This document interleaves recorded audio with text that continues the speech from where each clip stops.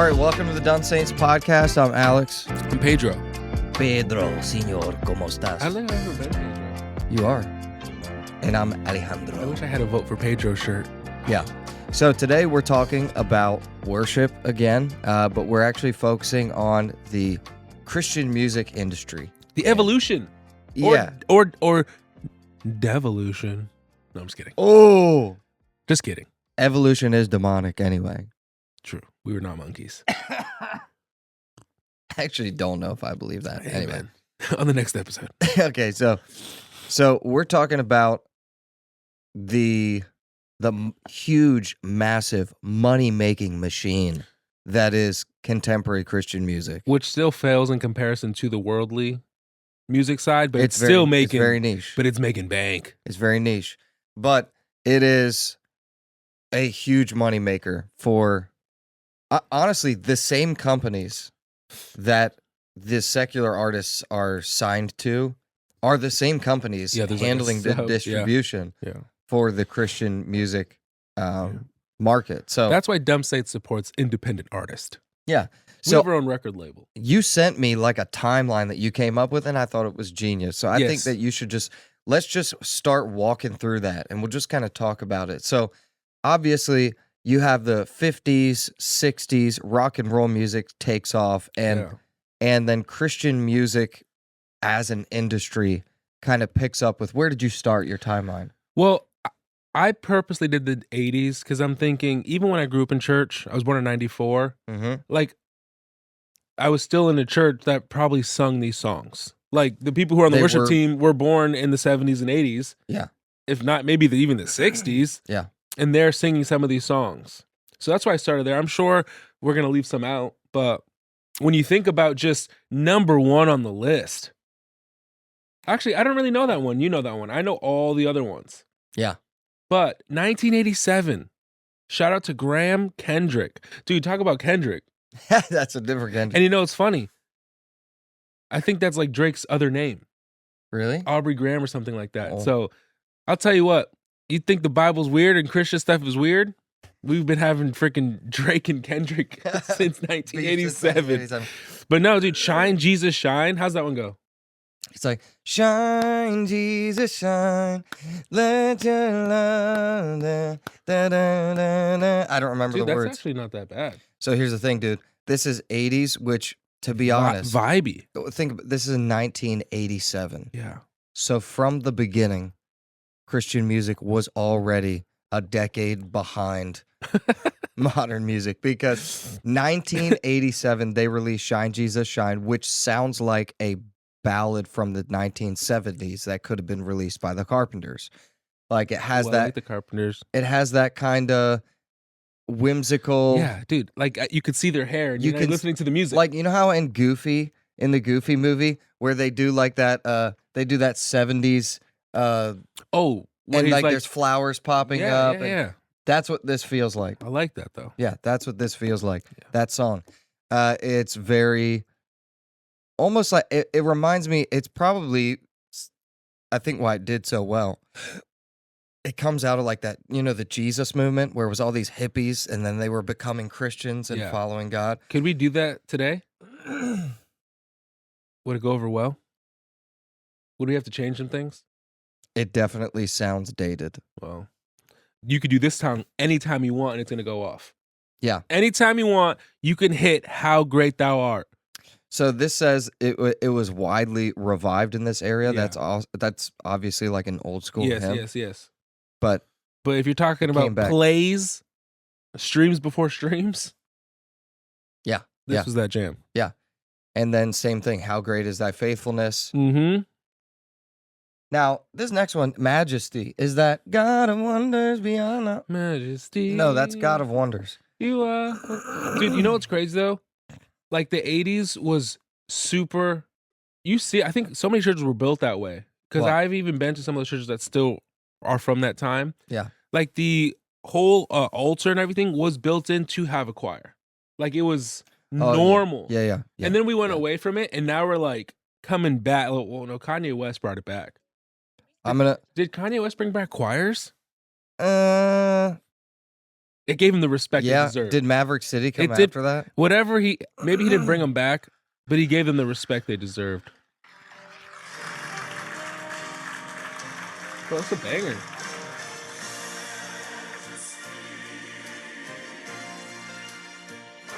I don't think there was one black person in this church. You think so? Are they singing this in all churches? Or only the... It feels like a hymn. So they would? What? I don't know. We need people to comment. If you were singing this in your ethnic church, I don't remember. Oh yeah, no. This was a white thing. Definitely white. I mean, all of these are white. So go back to I think what we should do before we jump into the next era. Go to your this. Yeah, go to your text you sent me during this time. What were they focused on? There you go. Okay, so this is I mean, it's not the actual name of it, but it's how we broke it down. Yeah. The coming out from among them. Yeah. Meaning separation. Yes. Like this era in the 1980s, the focus was we are set apart. Mm-hmm. We are not like the world. Yeah. We're going to make it super clean. Dude, you can't sometimes now you hear Christian rap and you're like waiting to hear some lyrics to be like, is this Christian or is this right? But in this time, there's no debate. Which basically just means we're going to make our music sound like the world's music 15 years ago. Yeah. It's so funny how that's how Christian music is, but that's really what they were doing. So, but it was definitely like a focus on we have our own thing going and we're not like the world. And this was interesting because that's when it really started. Oh, this is a genre. This is a style of music. Yeah. It's something that people are buying CDs for or buying tapes for back then. And that's where our kind of conversation was before here is like, how holy was it? Like we obviously can't be there and go there and be in the room and feel the presence and sense everything. And by holy, you mean like how genuine was it? Yeah. Was this just a gimmick to try and sell more albums? Or was it? Yeah. Let's think of like the perspective of a lost person hearing this for the first time. Yeah. Was it one of those worship songs where, you just kind of fell in line with because everyone's doing it? Maybe you guys are actually reading out of a hymnal or whatever, how it was then. Or do you think people were really experiencing that moment with Jesus with songs like this? Because I think in the beginning, the intentions are so good, but once you start seeing how, we could do this at this church, or we can sing on this network, or we can be at this event. At some point, yes, I just wonder, because when you look back at some of the people from that generation, every era has obviously their crap, and the new people are going to fall, the people fall, but there's still such sketchy stuff going on in the church that it's like, how could you think this way about your neighbor, but also give God your best? Yeah, that's true. That's a different conversation. No, I think just the intention. I think it comes with the separation thing. You're automatically separating yourself from the world. So denominations also separated. Oh, we have black churches, we have white churches. They have their own thing going. Let them do that. We're gonna do our thing. Yeah, that's how it was with everything. And what's interesting about the 80s is that it comes out of like the 60s and 70s where you have this big, huge revival in the U.S. of turning back to God. And now churches start going, you basically have people who didn't grow up in church, or maybe they got a taste of the world and they come back into church. Yeah. And they don't want to just sing the hymns all the time. It's boring to them. And they want to, this is where people start putting drum kits in their churches in the 80s, Dude. People start bringing in guitars, and the worship in church starts shifting to reflect what people are listening to, and this is where it is. It's the basis for the music industry at that time was radio. So the huge conglomerate of licensing that comes later for churches performing music. Oh, I don't know, but I don't know when that radio station started, like K-Love and all that, Yeah. But I know, Sandy Cove. We grew up and we worked for a Christian camp. That whole entire ministry started around a radio show. And that's why the sign says Jesus never fails, because that was his like motto for the radio show. And he would get on the radio and read scriptures, do devotionals, play Christian hymns, and play Christian music, and then maybe there'd be some sermons and stuff on there. I don't know how often, you probably don't, people don't anymore, but I just, a couple months ago, I found a great deal. I got a 2007 truck. And it literally doesn't have an aux cord, doesn't have anything. So sometimes you're playing the radio. When's the last time you've come across an old, it's sometimes usually at night too. Yeah. But like you play and it's like old hymns. Yeah. Dude, I will usually sometimes just listen to them. There's a part of me that just will sit there and listen to them and just like experience it. I can't sing along. I don't know them, but I'm thinking I'm like, man, was my grandparents like, were they just singing this down the way, like, on their way to the drive-in theater? Yeah, like radio for us has kind of become obsolete. And from some people listen to the radio, but I think it's on its way out. But at this time, dude, it was everything. Yeah. But what about the next time? So then you have, and it's a couple important people to note from that era. Go back to that other thing. You have Petra. Oh, dude, I know. I was going to say some of those names. So there's Petra, and I don't know if Stryper came Amy out Grant? in the 90s or the 80s. But Amy Grant? So now these like Christian artists start popping up where they're like, their brand is Christian. And they're definitely viewed as pioneers. And yet there was still music before them. And Amy Grant is interesting because Amy Grant was labeled as like too worldly sounding. She sounded too worldly. So the focus in this era was like, not only does it need to have different, ideas in the music, it needs to actually sound different. Yeah, it needs to and literally look different. Yeah. Okay, so then you have the 1990s. Ooh. These are all bangers. If you like Maverick City, you got to thank these guys because they paved the way. The 1990s, this is where you get Shout to the Lord with Hillsong and Darlene Check. Dude, Lord, I lift your name on high. Dude, a year before I was born. Where? Shout to the Lord. Oh, Shout to the Lord. Yes. Yeah, it's as old as I am. 1993. Man. You have Lord, I lift your name on high. Banger. Open the eyes of my heart, Lord. I could sing of your love forever. Oh. And even Agnes Die by Michael W. Smith. I'm surprised it's not all Michael W. Smith. He became a superstar in this era. They ended there in 1990. He probably, if he would have kept on going. So this is the CDs are out now. Bro. And this is where... Dude, this is where it booms. Major distribution companies start realizing, oh, there's money to be made. Oh, shoot. There's money to be made. This is what they must have felt like when Justin Bieber popped on the scene and brought pop back. Well, dude, they're like, hold on.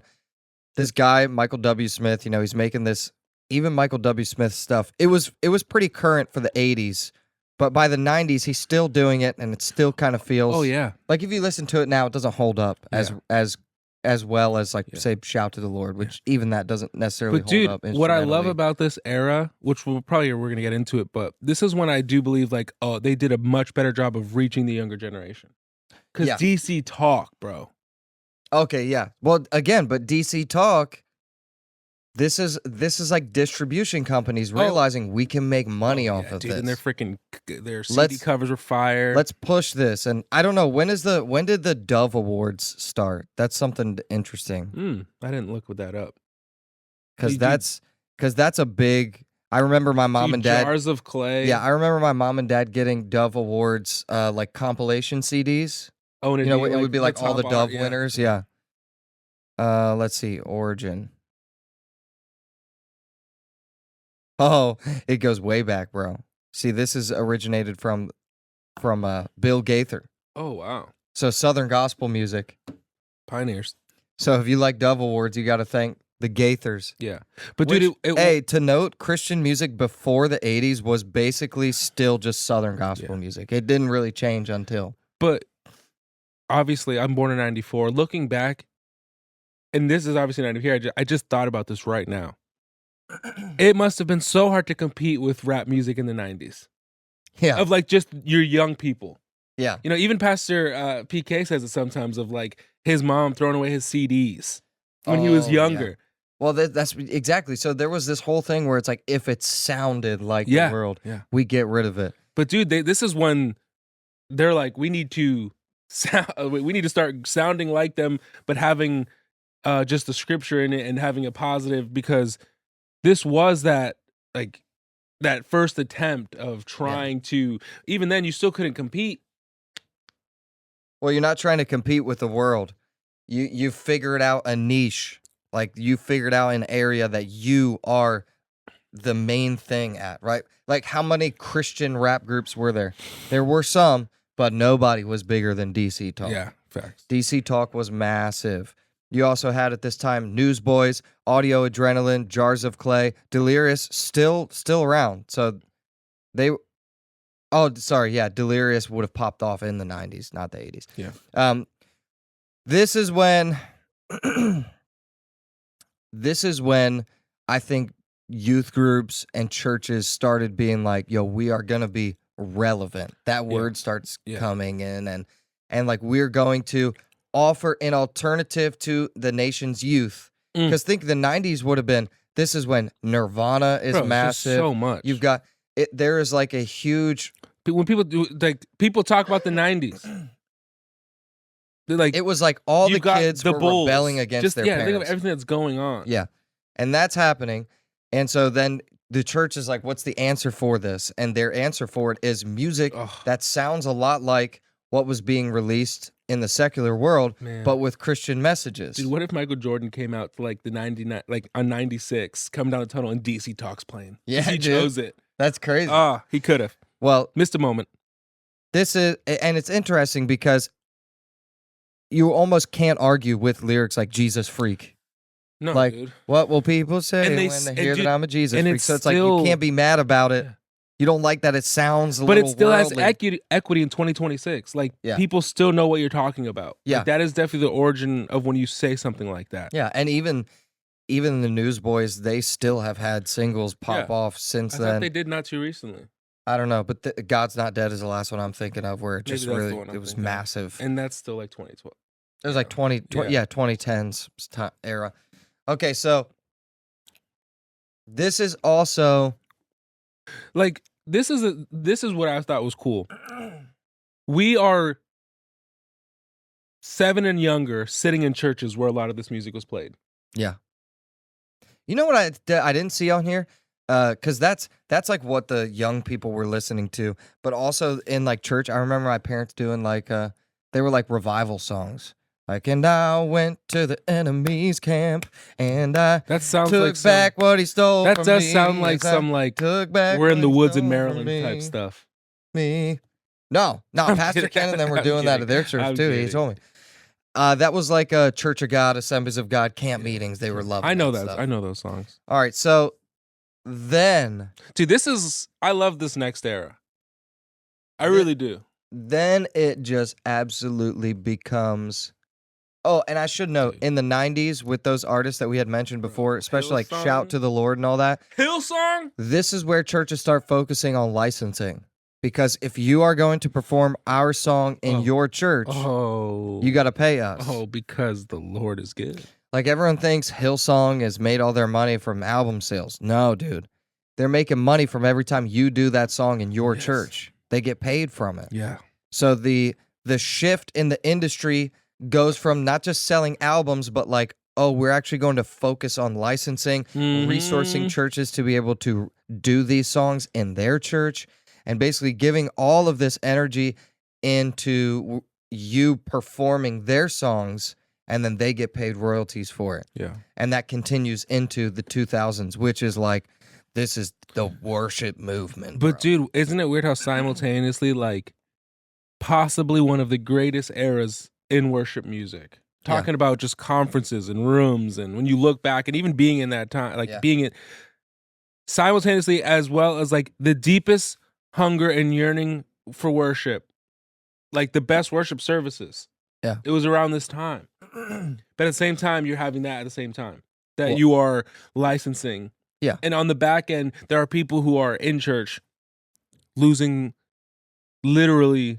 Not losing, that was a bad way to start, but just like being free from whatever, like in this time, But there's no idea or there's no thought of like, oh, there's like some guy in a suit at a table, like seeing dollar bills come in. Oh yeah, there's lawyers. There's never that thought. There's guys who don't believe in Jesus at all, and they're making money off of this thing because they're a part of the distribution deal or whatever. Yeah. And Hillsong at the time, I would say, who's the biggest of the 2000s era, and the one who was leading is Hillsong. Dude, they were the hype. This is Hillsong United. So this comes out with Joel Houston is releasing youth group worship bangers like right. Dig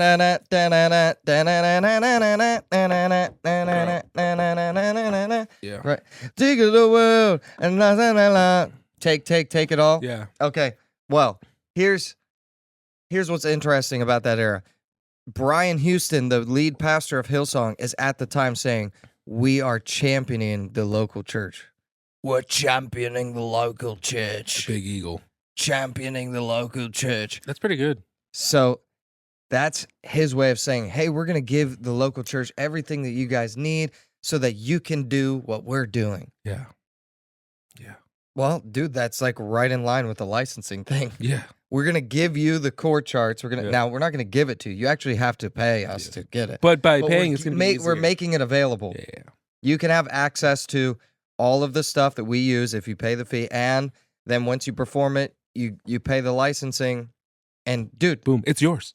Yeah, but they're making so much money. Go back. Okay, here's the top songs for this era. How Great Is Our God, Chris Tomlin. Bro, dude, about Chris Tomlin.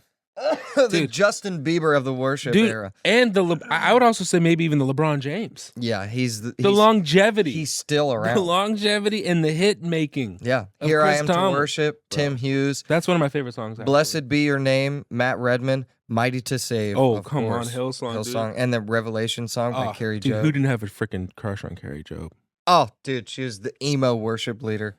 I loved it. I thought I was supposed to marry her, Anyway, so you have Hillsong United, Chris Tomlin, David Crowder Jesus Culture, Student Life Camp, Planet Shakers. So remember the story we told about Planet Shakers? Yeah. And they had Healer, and then it turned out they were all lying. This is that era. But hey, God did.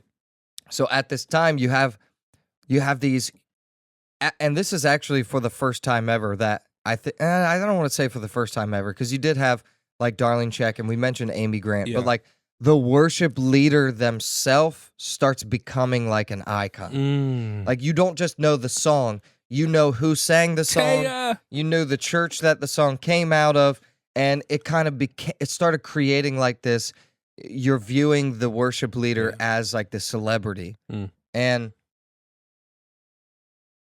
was it holy? That was the question. That was like some of our question behind some of these eras. Like, now we're a part of these. And I go back to say, this was some of the best times. It's hard, bro, because now how do you equate and how do you measure it? What? By my feelings? Bro, many of these artists that were huge at this time, some of them don't even like believe in God anymore. Like many of them don't identify as Christian artists anymore. I was just reading about David Crowder the other day. I think he says he still believes in God, but he has basically like he doesn't like the Christian label. Well, dude, I think it's the Christian music industry is what he's got beef with. I mean, that's the like when you look back on this time, it is sad because a lot of these people, and even people that like this time has shaped a lot of our generation of leaders. Yeah. Like this is us and some people. And you think about some of the people that we've led with, that you've done with, that you've been friends with, and it's also affected them too. Like where you see the same thing, like, wow, this movement was so amazing. And it was maybe like the wind in sails for so many people for so many years. Yeah. There is, I do believe, what you're seeing now is a drop off from it, where it's like, what was it? Was it just a spiritual high they chased? What happened is we can't go into, but what happened to so many of them that at one point you are writing this, you're being led to write these songs, or you are maybe even a young leader preaching after some of these songs are sung, and you're seeing what the presence in the room did. But then in 2026, you're not even going to church anymore. You don't have a prayer life anymore. And even the thought of some of these songs just probably make you cringe. Like, there's some people I'm thinking personally that it's like we come from these songs were so like you're coming out of these moments with these songs. Well, Hillsong no longer around anymore. I mean they're around, but they're not releasing music like they were. No. They had a huge fallout. I wonder if they ever will. I wish they would, but also God's still good. Most of the biggest songwriters that were involved in their movement have somewhere else now. Yeah, they've left. Yeah. So yeah, and that's not their focus right now, which is good. They need to focus on getting their crap together. That's fair. But they have like Planet Shakers, who never really. They had a few. Planet Shakers are Australian too, right? Yeah, yeah, it's you guys. They had some stuff. They had some stuff where they had some big songs, but never really recovered after 50% Healing. your children. What? Australian. Australia, yeah. Now Chris Tomlin's still around. For sure. Yeah, no. And this is the thing, you don't throw the baby out with the bathwater. You No, know? I still love those songs. Me too. Here's something interesting. Dude, Another in the Fire. This is a crazy. That will get me any time. That's later. I don't care. That's it's later. Hillsong. I will tell you a story. When I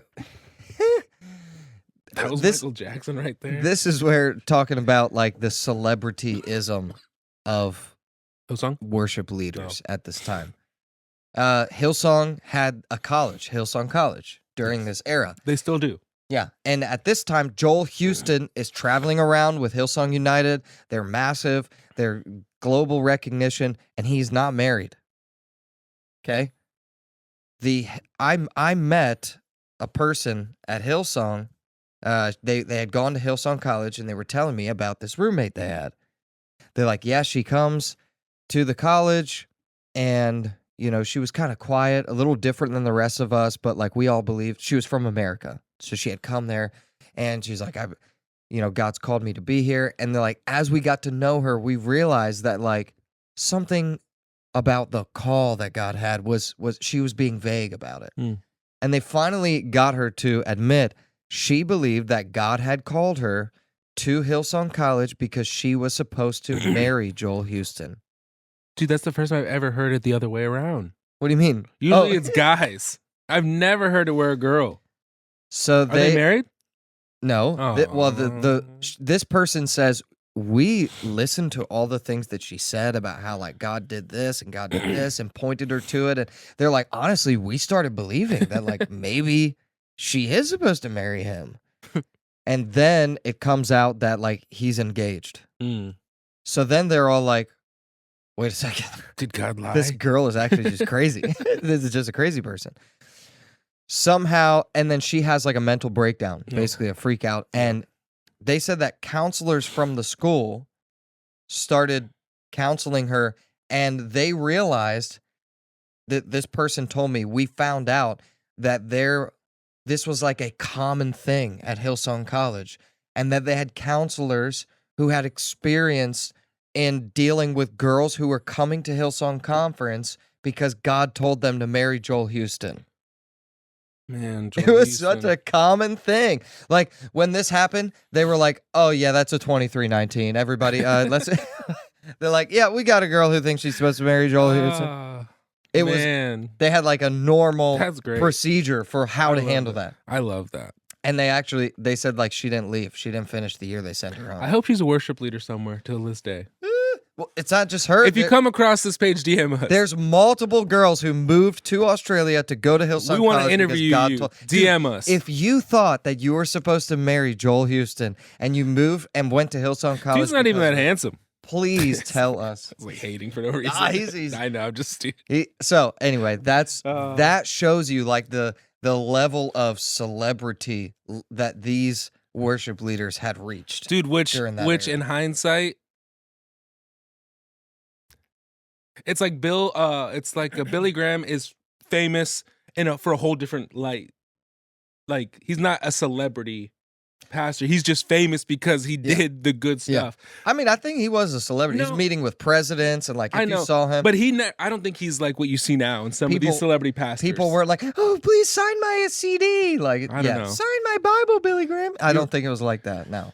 It's just like, that's cool. I know that guy. He's doing some great thing. But we see how just from decade to decade to decade, maybe the enemy is just slowly working his way into this idea of like, I can make you kind of superficial, selfish, with putting yourself on a pedestal, yes, and also while still seeing people get saved. And it's like this kind of bait and switch where being used by God, but you're not being transformed by God. Yeah, now but God's still going to show up. They're selling out stadiums, and obviously there is money to be made. Yeah, and people are making money. Yeah, and here's the thing: it's not the house of God. It's Sony. It's Capitol Records. Yeah, I mean, I can't think of these record companies. These, especially during that era. I remember also when this is 2010, so we're moving into yeah. When Hillsong released their Zion album, dope cover. They did not list it as Christian. I believe they just listed it as like alternative or whatever they did. It forced. Oh, because they won an award. Didn't they win an award on a different, like on a other award? They won a Grammy for Jesus. Oh, maybe it was a Grammy. Okay. For I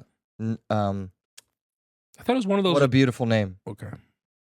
Okay, but what they had done, and I looking back, I was like, that was so strategic. What they did was they released the album so that if it charted, which they knew it would, if it charted, all of these secular radio stations would have to play it because they're doing like the top 20 of the week or whatever, that they would have to play this Hillsong album because it charted on this secular chart. It's genius.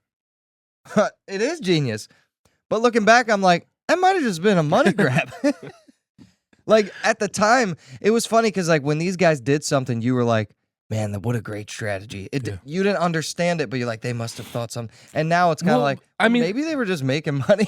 Maybe they're just trying to figure out how to get the most money. I think it was both and because the flip side of that coin, 100%. Because they got paid every time the secular stations also played. Yeah, but the flip side of this coin is so many churches are singing this music across the world. Yeah. And good things are happening. Yeah. So I think that era sets up what we see today. And that era sets up why so many of them from that time are so disenfranchised with the Christian music industry because they probably saw it become this thing that it is today. Yeah. Now, the current era of worship music, I think it's kind of shifted away from like these stadium anthems.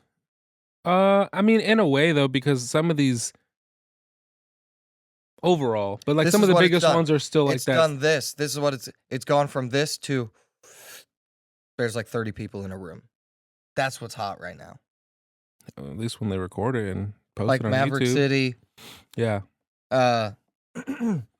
Even Elevation. Oh yeah, no, a lot of everyone's doing that, and they've been doing it for a while now. Yeah, like if you're gonna make digital viewing content to promote your music, it is like this living room, small room setup, like almost like Tiny Desk, but not Tiny Desk. I think it's a lot of the worship culture is going like, hey, we don't need big stadiums. We don't need big stages. God's presence is ready. We just need a piano, a couple cables, and I mean a lot of that's a lot of. What are those red like pianos called? And a cajon. What are those red pianos everyone has? The Nord. The Nord. Where the Nord is, the Lord is. Praise God. We have a Nord. Yeah. Oh, the Lord's here. Yeah, but this era is like almost like kind of like, oh, we're not like that. Oh yeah. No. We're coming back to the heart of worship. But dude, you know who's still popping in this era? Yeah. Chris Tomlin. He's still making huge waves. Holy Forever, one of the biggest songs of the last 5 years. But I do love a lot of this music too. I'm not gonna lie. Like I do love Waymaker. I think it is a great song. Oceans is like 2000, right? I love that Here's song. Something interesting about Waymaker. It blew up this year, but it was actually written a long time ago. I love that. It was written by because its impact only hit the last couple years. Yeah. But Maverick City, Elevation. I do love a lot of their music. Hold on, the worship song Waymaker originated in Nigeria. Oh, you showed and it to me. first released by gospel singer Synax. You showed me. Dude, she is a beast. In 2015. Yeah, shout out her. And then it took off in 2020. That video and that. Which makes me happy. I love that. Yeah. You showed me that video. It's actually fire. So, but way better than this one. Like Jireh, Maverick City Music and dude. Elevation. There are some like full band versions of Jireh, but the ones that have the most plays are like the where it's just them in a room. Yeah. But dude, I do love. You didn't even bless me. I just sneezed. Bless you. Thank you. But I do love like this whole era that we're in now. Like this last 10, 11 years. I really do. Just because of even, and it's so funny with like Spotify Raps and Apple Music, you can see what people's worship music is, and it's a lot of the same. Yeah. Except mine. Mine was different than people's, which is cool. But dude, we didn't even mention Brandon Lake, by the way. Brandon Lake is a massive celebrity. And he's hot. I do. There is a girl that's in our church. She's in our youth group. So and it's funny because there was a time where when you mentioned Brandon Lake, she'd be, "Oh, my husband." That's what she would say. Yeah, she's going to go to Hillsong and like, College. You're 16 years old. Stop. But yeah, and what I like about this era, which is different than all the eras we've mentioned. And areas. There is a little bit more of an extension of the hand to the other side of it that we didn't even talk about, which was the black gospel side of it. Yes. For the first time ever, there's been like this, hey, come on, let's collaborate. Yeah. Let's collaborate. We need you. But here's what happens. Here's what happens. Groups like Maverick City, they get accused in the black gospel circles of selling out. Yeah. They're like whitewashing it. Yeah. And a lot of how could you, Chandler? Right. And then you have white churches who are critical of it because they're using this multiculturalism, and many people will accuse it of being like a gimmick or a selling point. And of course, Maverick City has been under heat lately for some of the stuff that's been going on behind the scenes. A lot of their people have left too. Naomi Raine showed up on Lecrae's podcast 4 months ago and just kind of blew it up. Yeah, they've all been, which is so sad. So sad that that's even a thing. Well, it shows you that behind the scenes, this money-making conglomerate is still working. It's caught up to it, yeah. It's still working. So, and the same as in the secular world, what blows up is whatever freaking makes it on TikTok. And dude, I think we should kind of close or land, because now we're in this place which I firmly feel strongly here. Is it holy? Yes. Because I think we've come to this place where it's like, okay, regardless of what you listen to, regardless of the beats per minute, anything, dude, you need to have your own personal relationship and know what true worship is. Yeah. You're going to have to be able to, in the midst of having to shut maybe the radio off because you're not sure what the intent is, but knowing how to worship. Because that is where it is now, especially with a lot of these songs where it's, which I don't know. I think I've noticed that like these songs now, the last 5 to 10 years, you're just repeating the chorus a lot. Have we always done that? Lord, I lift your name on high. Okay, so does a lot of repeating. And But usually hymns would have like a verse and then go back to the chorus and then a verse. And I feel like more now than ever, like some of these choruses and bridges get so embedded into your spirit, brain, whatever you want to say. Yeah. But all of a sudden, you can find yourself in a worship night in a song that maybe is 4 minutes as the live version. You could take it for 9, 10 minutes. Yeah. And you stay on this thing. But because if you have a personal access to Jesus and can worship the right way, and then you have someone on platform who knows how to be used by the Spirit in this way, and I think we've seen that in every genre, every era, every genre. There definitely were leaders who were authentic, raw, and definitely sold out for Christ, and they were being used by Jesus. But that's why I do love this time more than ever. I do believe, and maybe it's because you're in a different season. Maybe you worship different as you get older. I don't know. Maybe I find myself, it's funny, I find myself actually missing worship more, if I'm honest, and kind of just getting the message now, just because of what you do and, you know, what you're around. But it's those times when you are able to just like put your phone down, ignore your watch, and lean into worship and like be a part of some of these songs that are help kind of shaping the church now, and all these cool churches that are, Red Rock and every church that's doing their own worship, and it's awesome, VOO worship and everything that people love. Yeah.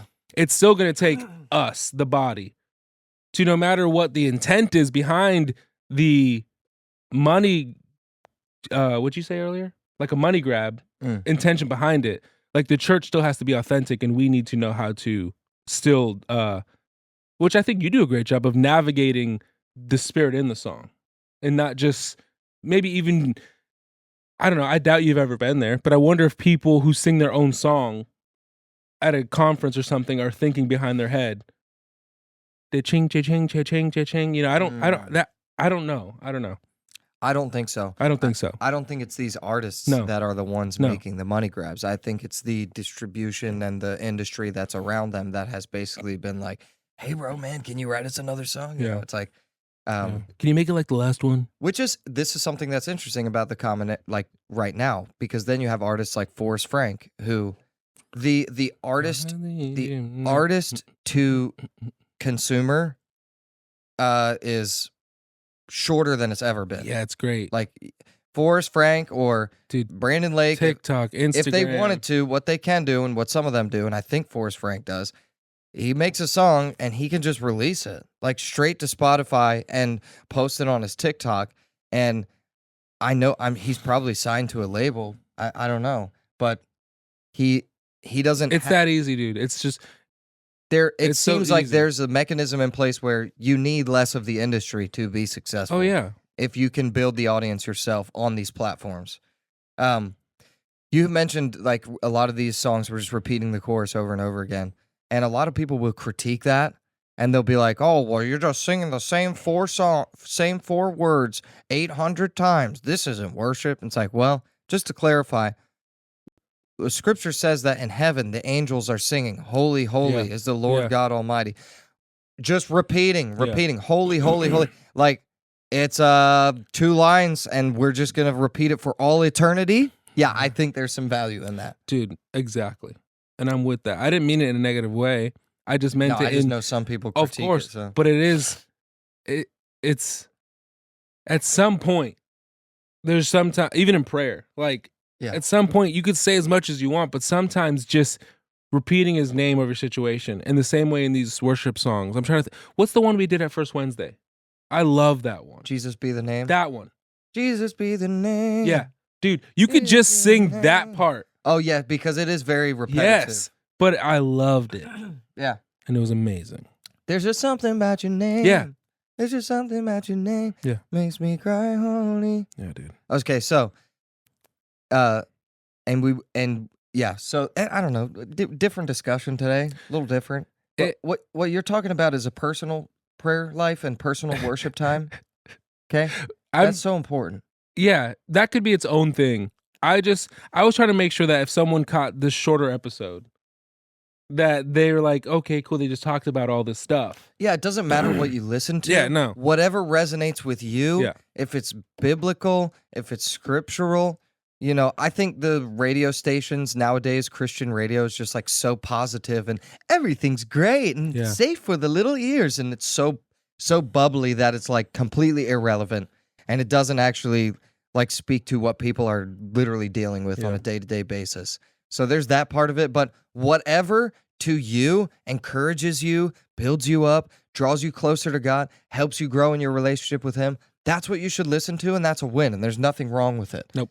And if somebody makes some money off of it at the end of the day, listen, God will still have whatever He wants happen. And so you shouldn't stop listening to it because, oh, well, we're gonna because also like Forrest Frank is going to not go to the music the Christian music award shows because I shouldn't get a reward. Well, you're still getting paid for it. Yeah. So are you going to stop taking pay? No. Okay. Well, dude, come on. So I think you can become super legalistic about it on the other end, and we don't want to do that. This is what I will say. This is what I say to our worship leaders. And if you're somebody who is involved in music, if you've listened this far in the episode, then you probably have some kind of connection with music or worship. You cannot take people to a place that you yourself have never been. So if you are going to lead people in worship, that's got to be a part of your regular personal time with God. The first time that you lead somebody in a song should not be on stage. You shall, right? You should have already worshiped God in your personal prayer time, one-on-one in the secret place when nobody else is around. Yeah. You've not just practiced that song, but you have worshiped God through those words, through those chords, through those guitar leads, through those drum parts, whatever it is. And then when you're going on stage, you're going to a familiar place because you're bringing someone with you. Yeah, you are, in that sense, like you are the guide. If you're going, we're about to go on this journey, who's going to lead the way? Somebody who knows where we're going. Yeah. Somebody who's familiar with this place. So you have to be that person as a worship leader.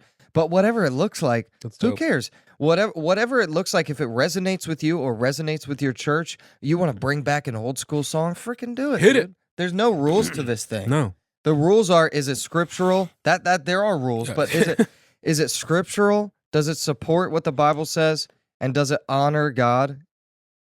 Yes. Okay, then freaking do it. Yeah. That's where you get like Hillsong Young and Free, where it's like EDM music. Sick. Yeah. Dope. I do love Highs and Lows. It's a slow song by them. Yeah. Great. Some people didn't think that they should have done that. Yeah. Well, they did it, and it helped people grow in their relationship with Facts. God. So do it. Facts. DC Talk. Elevation Collective. I bet DC Talk got heat when they came out. Yeah. Ooh, what's that other one? What's that one group that we play for 21 Days of Prayer? I don't know. Upper Room or something like that? Oh, Upper Room. Yeah, Love of course. those guys. Somebody's going to be insulted that you couldn't think of the Upper Room name. I don't care. Dude, Upper Room, they're the original OG, let's get in a room together with a piano. No, I think The Spirit is the original. Okay, So. okay. All right, well, thank you guys for watching. Anything else you want to say? No, I'm probably going to listen to some Christian music now. It's good. Yeah. There's lots of great stuff out there. And there's some new, Hey, send us your favorite Christian artists, and maybe don't send us Brandon Lake. We'll critique them. We know about Brandon Lake. Yeah. Send us your Christian artists. Send us the undercover guy. Yeah, send us somebody that when you show your friends, they're like, whoa, this guy's Christian. Send us the voice memos. Yeah, send it to us. All right, thank you guys for watching. We'll see y'all next week. Peace. Hallelujah.